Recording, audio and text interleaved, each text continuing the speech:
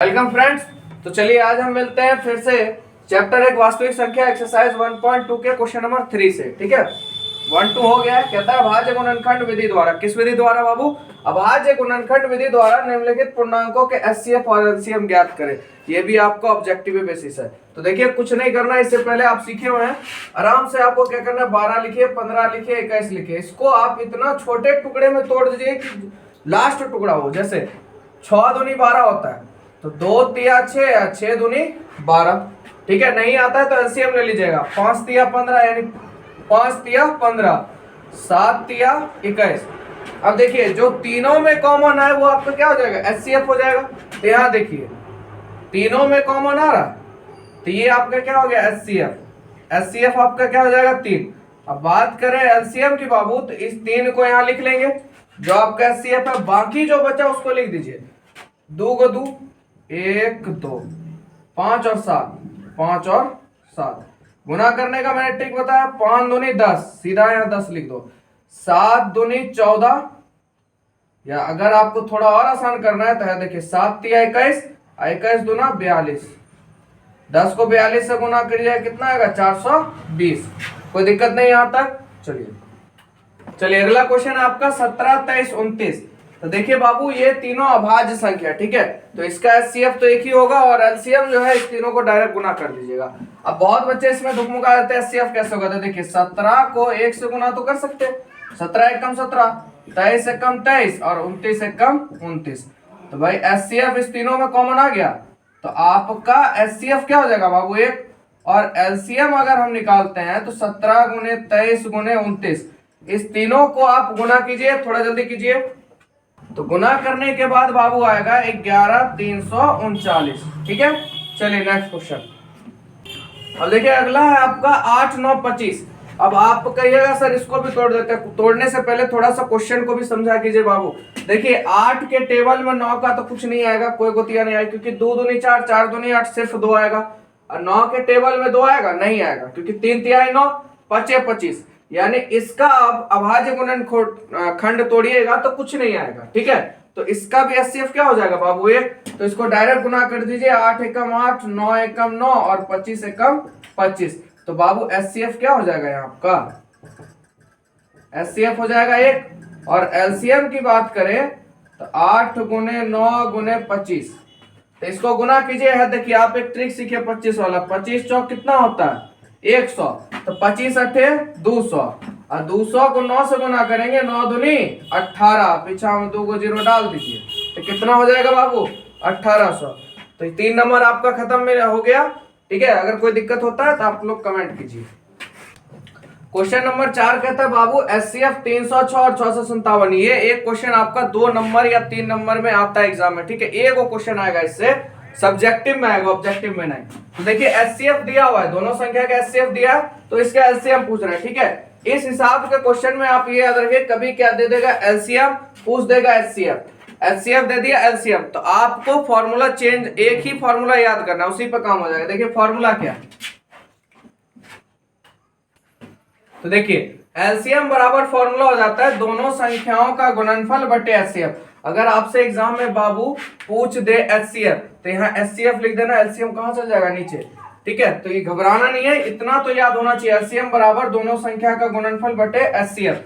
अगर आपसे एलसीएम पूछ रहा है तो एलसीएम यहाँ आ जाएगा, तो एचसीएफ कहां जाएगा, नीचे। और आपसे अगर एचसीएफ पूछ रहा है तो एचसीएफ यहाँ आ जाएगा, एलसीएम कहां जाएगा बाबू, नीचे। तो घबराने की जरूरत नहीं, खाली इधर उधर कर दीजिए, जो पूछेगा वो यहाँ रहेगा और जो दिया है वो कहां चल जाएगा, नीचे। तो आइए दोनों संख्या क्या है बाबू, 306 गुने 657 और एचसीएफ कितना है बाबू, 9। आप किसी को भी काट दो, महत्तम है, दोनों संख्या को काटेगा। मैं इसको काटता हूँ, गुना करना आसान होगा। एग्जाम में देखिए ऐसे बनाइए हट के कि आपका गजब का बन जाए। ठीक है, तो देखिए इसको काटते हैं, 9 सती बाबू 63 बचा 2, 27, 9 तिया 27। अब देखिए 306 को आप लोग 73 से गुना कीजिएगा, तो 73 को 306 से गुना करना आसान है। चाहे आपका मन इधर से काटिए इधर से काटिए, गुना तो करना ही पड़ेगा। तो फटाफट गुना करके बताइए मुझे। तो इसको आप लोग गुना कीजिएगा तो बाबू आएगा 22,338। ठीक है, अगर कोई दिक्कत हो तो आप दोबारा वीडियो को पॉज करके समझ लें।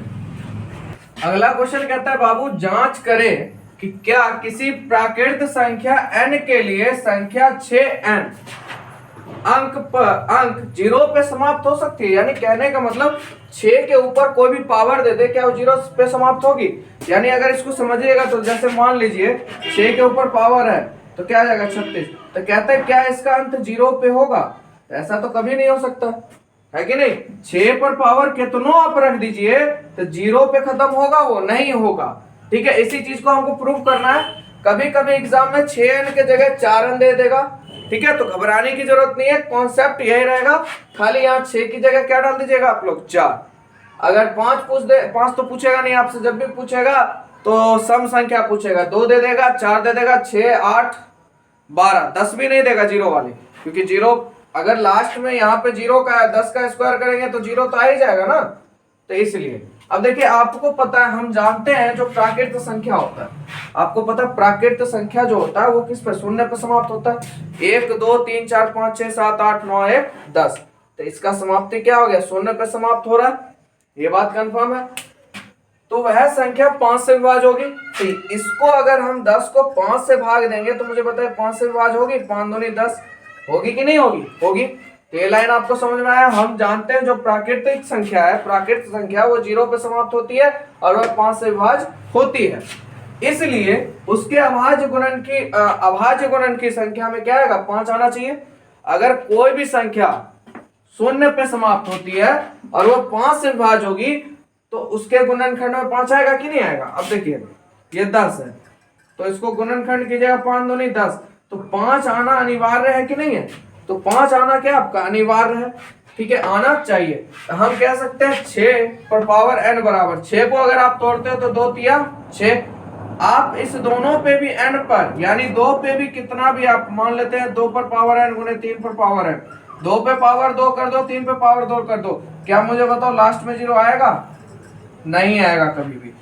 तो 6 पर पावर n बराबर हम लिख सकते हैं 2 गुने 3, इसका गुणनखंड आप तोड़िएगा तो इसके गुणनखंड तोड़ने पर भी 5 आया? नहीं आया। यहाँ मेन है गुणनखंड तोड़ना। अगर 6 का आप गुणनखंड तोड़ते हो तो 2 तिया 6 होता। अगर यहाँ 10 रहता बाबू तो क्या होता? 5 दूनी 10, तो 5 गुणनखंड में आ गया, तो यानी कि 0 पे समाप्त हो सकती है, यहीं पे सिद्ध हो जाएगा। पर इसके गुणनखंड में 5 आया? नहीं आया।